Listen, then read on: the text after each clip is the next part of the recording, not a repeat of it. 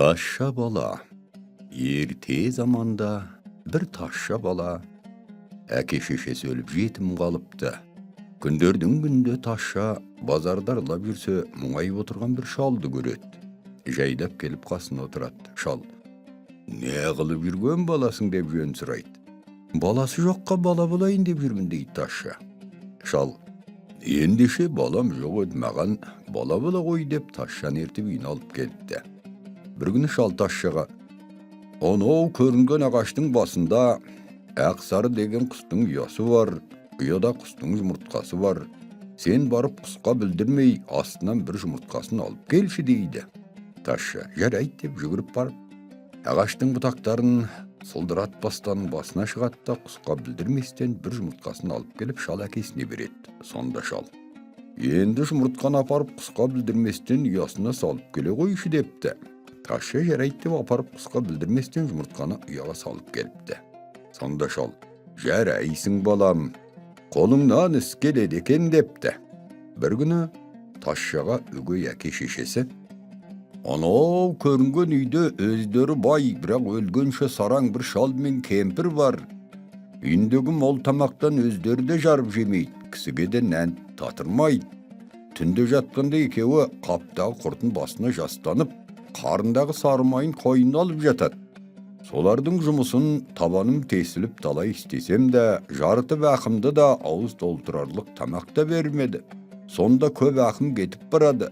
Мені әке десең, сол кеткен ақым үшін сол қу сараң шалдың қойнына тығып жатқан сарымайын алып келші» дейді. «Жарайды» дейді. taşşа түнде жұрт ұйықтаған уақытта барып кемпір мен шалдың үйіне кіріп, екеуінің аралығына кіріп жата қалып, кемпірдің даусына салып: «Әрі жат» деп шалды шынтағымен бір түртіп, бір уақытта шалдың даусына салып: «Әр жат» деп кемпірді шынтағымен бір түртіп, ақырында сарымайын алып жөнеліпті. Артынша ұзамай-ақ майды жоқтап шал шығыпты. Шалдың өзі де жасында бір қу taşşа екен. Пәленше шалдың асырап алған бір taşşа баласы бар еді, сол алып кеткен шығар деп орнынан тұра сала жүгіріп, taşşаға көрінбей оның үйіне бұрын жетіп, қолына бір шелек алып, taşşа үйіне кіре бергенде кемпірдің даусына салып шелекті taşşаның қолына ұстата береді. «Шерағым майды маған берді, мынау шелекпен бір шелек су әкеле ғой» дейді. Аңқау taşşа бөтен адам екенін аңғармай майды беріп, шелекті ала сала жүгіріп суға кете беріпті. Шелекпен суды алып келіп шешесіне: «Мә, су» деп берсе шешесі: «Мен саған су әкел дегенім жоқ, май әкел демедім бе» дейді. taşşа алданғанын біліп: «Майдың иесі қу немекен, майын өзі алып кеткен екен, мен де жетейін, қайсымыз басым екенбіз» деп майдың үйіне қайта жүгіреді. Шалдың көзіне түспей төтелеп барып бұрын жетіп, басына бір ақ жаулықты орай салып, шалдың алдынан айғай салады: «Тілеуің құрғыр шал, қайда кетіп едің? Қоралы қойыңды қасқыр қуып кетті, тез жетіп жылдамырақ қайырып айдап келмесең қасқыр қырып кетеді» дейді. taşşаның кемпір даусына салып сөйлеген сөзіне шал налып, қолындағы сарымайды: «Ал мынаны» деп лақтырып тастап қойларын іздеп жүре беріпті. taşşа бала шалды алдап беріп, майды алып үйіне келіпті. Манағы шал о жақ бұ жаққа жүгіріп, қойдан дерек таба алмай шаршап сандалып қайтып үйіне келіп қараса, қойлары аман есен қорасында жатыр. Шал байғұс алданғанын енді біліп: «Қап, өзімде жас уағымда осындай қулықты көп істеп едім, қартайғанда алдыма келгені ғой» деп ерте тұра сала taşşаның әкесіне айтыпты: «Сенің taşşаң менің бір қарын сарымайымды алып кетті, қайтарып бер, болмаса taşşаңның көзін құртамын» депті. Сонда taşşаның әкесі бұл шалға: «Мен майыңды көргенім жоқ. Егер анық taşşаның алғанын сезген болсаң, не қылсаң оғыл, мен ара түспеймін» депті. Майын алдырған шал қолына бір өткір балта алып, жұрттан жасырынып, көп қорымның ішіне барып, бір тесілген қабірдің ішіне кіріп жасырынып жатыпты. Бұл шалдың кемпірі ешнәрі сезбеген кісі болып, манағы taşşаны шақырып алып: «Шырағым, көк қорымда әкемнің моласы бар еді, соған мына пісірген нанды апарып, жұмалық деп Құран оқып басына отырып жеп келе ғой, сенен басқа балаларға сенбеймін» депті. taşşаның қапелімді ойын еш нәрсе түспей мақұл деп нанды алып кете беріпті. Молаға барып Құран оқып нанды жеп отырғанда, бір көрдің тесігінен бір шал арбаңдап шығып келе жатады. Қолында балтасы бар екен. Кәдімгі аңдысы көрген шалды taşşа тани кетеді. Өз айлакер taşşа болса оңайлықпен өле қойсын ба? Шалдан бұрын қамғып, қолындағы балтасын жұлып алады. Sen körden tirilgen kör kapısın dep şaldың özünü dürse koya beripti. Şal жалынып әзер құтылыпты. Бұлар тұрған шәһәрдің ханы халқына өте қатал болыпты.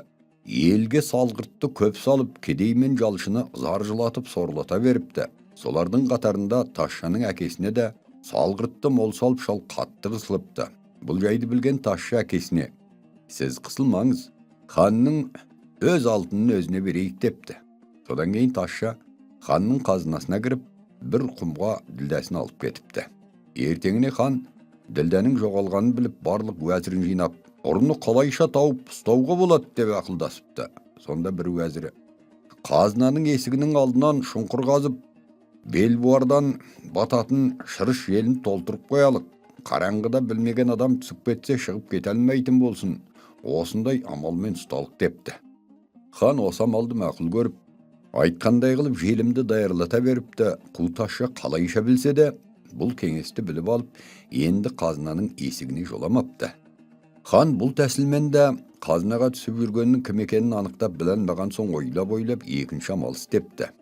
Ханның бір бақырауық нары бар екен. Ұстамақ түгіл біреу маңына жақын барғанда даусының барынша бақырады екен.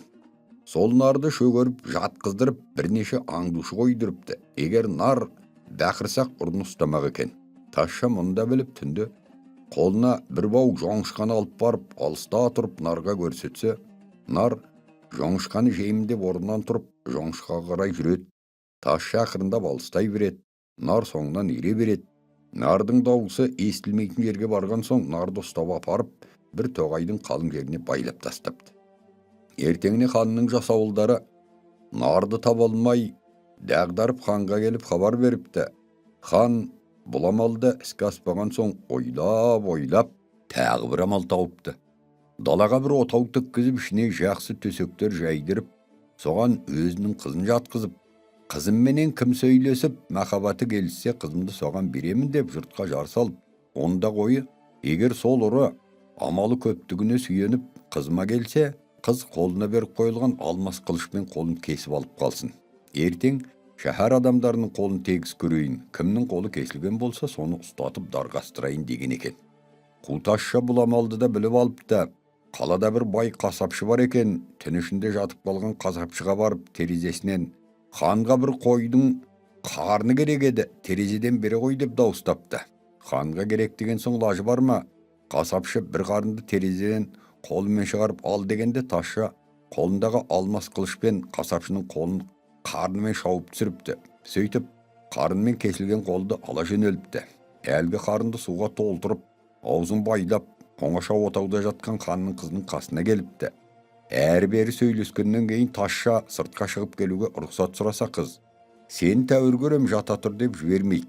Тазша: "Кетіп қалады десеңіз, менің қолымды ұстай тұрыңыз" дейді.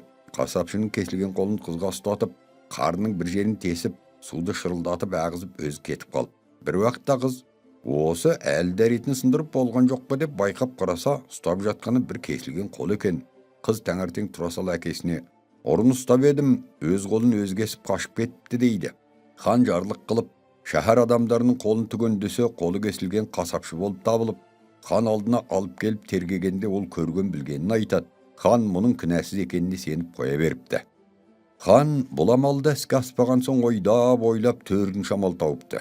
Егер ұры келе қайса, өзім ұстап алайын деп оңаша отауда өзі жатыпты. Тазша мұнда біліп қойыпты.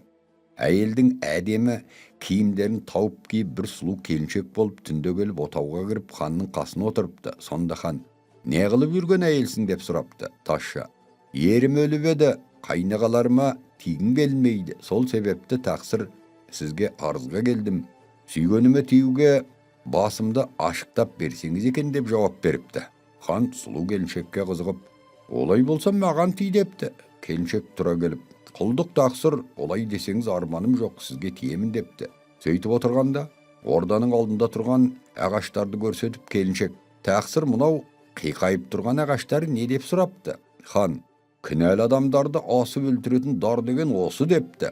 Сонда келіншек: "Бұрын дарды естімеген, көрмеген кісідей болып, таңырқап япырмай, мұны мен кісіні қалай асып өлтіреді екен? Мені асып көрсетіңізші" депті. Хан келіншекті дарға суға ыңғайсыз көріп, Дардың арқан тұзағын өз мойнына салып келіншекке түсіндірмек болып. Арқанның анау ұшын сен бар күшіңмен тарт, бірақ менің аяғым жерден көтеріліп, буынып бара жатқан кезімде арқанды босатып қоя бер, болмаса мен өліп қаламын депті. Келіншек арқанның ұшын қолына алып, тартыңқырап, ханның өкшесі жерден көтеріле берген кезде, аяғының ұшы жерге тиер тиместей арқанның ұшын бір ағашқа мықтап байлап қойып, өзі ханның қазынасына кіріп, тағы бір құмыра дүлдәсін алып кетіпті. Ертеңіне ханның адамдары дарға сулы өлі мен тірінің арасында тұрған ханды көріп босатып алыпты. Хан тәуіптер жинап, емделіп жатып зорға жазылыпты. Бұл хабарлар ұзын елдің иіріне, қысқы елдің қиырына жайылып болыпты. Бұл ханның елімен шекаралас бір елдің ханында мынау іске талай күліпті. Олар болымсыздығынан екі рет қазынасын, бір рет нарын алдырып, үшінші ретте қызын базарға салып, онымен тұрмай өзін дарға тартқызып, жұртқа масқара болғанша хан болмай-ақ біреудің қойын бақса болмай ма деп келемеж депті. Ол ханның мазағын естіп, бұл хан әбден ыза болып, Құдай атымен ант ішемін, осы істерді істеген қу кім болса да кінәсін кешемін. Маған келіп мәлім болсын, бірақ бір тапсыратын ісім бар, соны орнына келтірсе, бұрынғы кінәләрін салауат қылып, қызымды беріп күйеу қыламын деп жұртына жар шақырыпты. Мұны естіп баяғы тазша қайыр, не де болса тәуекел қылып көрейін деп ханға келіпті. Сонда хан, пәлен ханды амалын тауып пенде қылып маған әкеліп берсең, барлық кінәңді кешемін, қызымды да саған беремін депті. Ханның бұл тапсырған қызметін тазша қиынсынбай қабыл алыпты.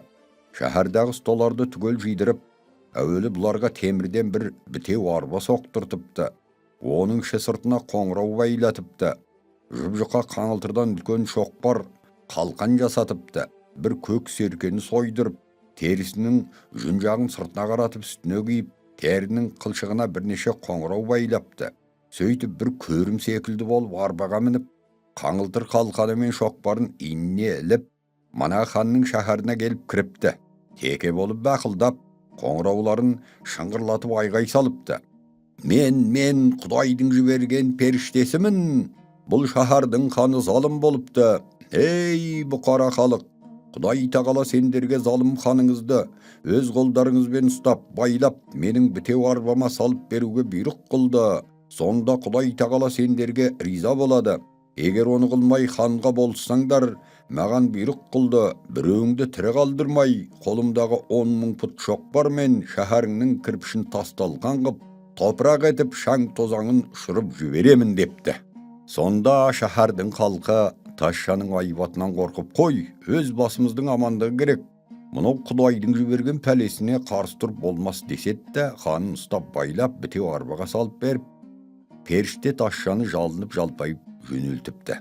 Тазша өз пенде қылып алып келген ханды өз ханына тапсырыпты. Сонда бұл хан тұрып, тұтқын ханға, «Иә, маған күле беруші едің.